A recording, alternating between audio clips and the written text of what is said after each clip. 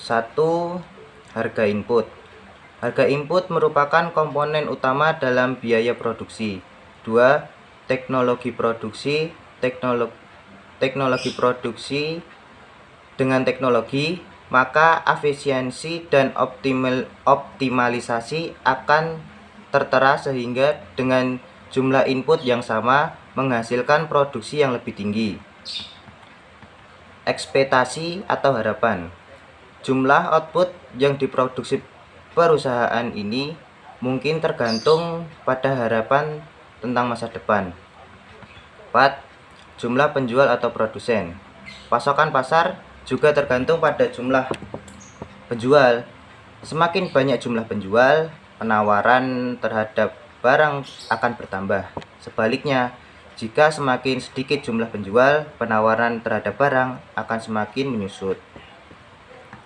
5. Maslahat.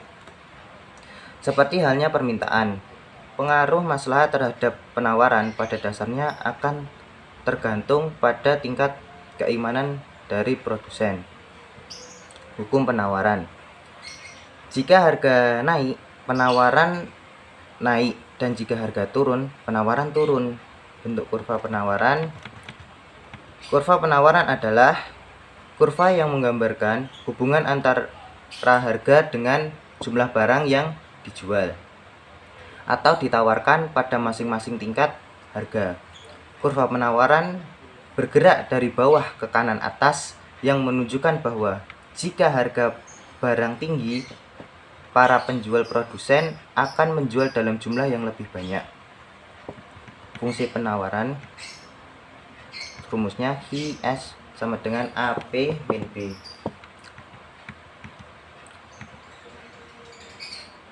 Kebijakan fiskal dalam Islam.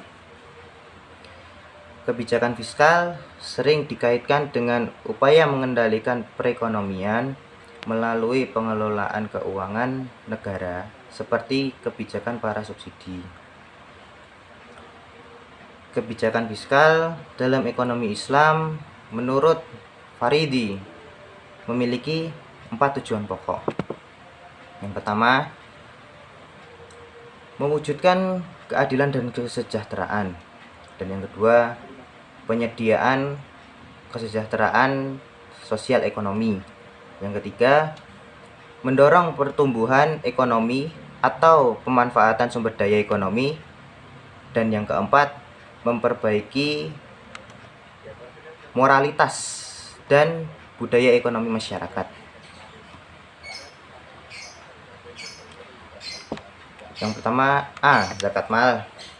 Fungsi utama zakat adalah sebagai pemenuhan kebutuhan dasar atau jaringan pengaman sosial. Maka, kaum fakir dan miskin dapat turut berpartisipasi dalam kegiatan ekonomi secara setara dengan masyarakat yang mampu. B. Penerimaan pajak. Kebutuhan negara dalam hal ini adalah untuk menutup defisit anggaran atau untuk memperlancar perdagangan seperti pajak perdagangan atau pajak impor. Yang C. Pemasukan pemerintah lainnya. Contoh pemasukan pemerintah lainnya seperti penghasilan dari aset negara, sumbangan masyarakat, harta yang tidak ada, pewarisnya, dan denda atau kafarat. Yang D. Penerimaan sumbangan dari masyarakat berupa sedekah, infak, atau wakaf. Yang E. Kerjasama pembiayaan pemerintah dan swasta.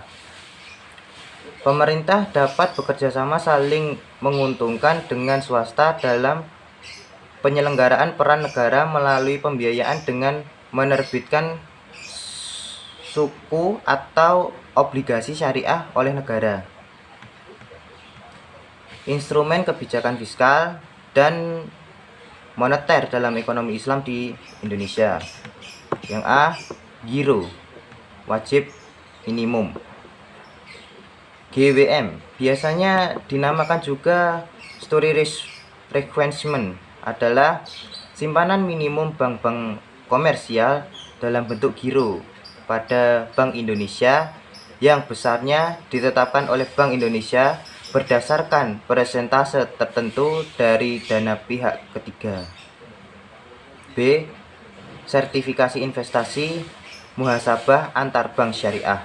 Instrumen yang digunakan oleh bank-bank syariah dalam melakukan transaksi antar bank untuk mengelola likuiditas mereka. Yang C. Sertifikat Bank Indonesia Syariah atau SBTS. SBTS dapat digunakan oleh bank-bank syariah yang kelebihan likuiditas sebagai penitipan dana jangka pendek. Yang D.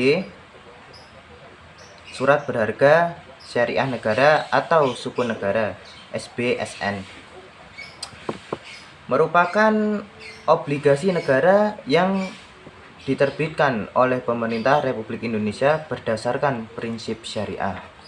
Mungkin cukup sekian dari saya. Bila ada salahnya itu datangnya dari diri saya pribadi, dan jika ada benarnya itu datangnya dari Allah Subhanahu wa taala. Akhirul kalam, wassalamualaikum warahmatullahi wabarakatuh.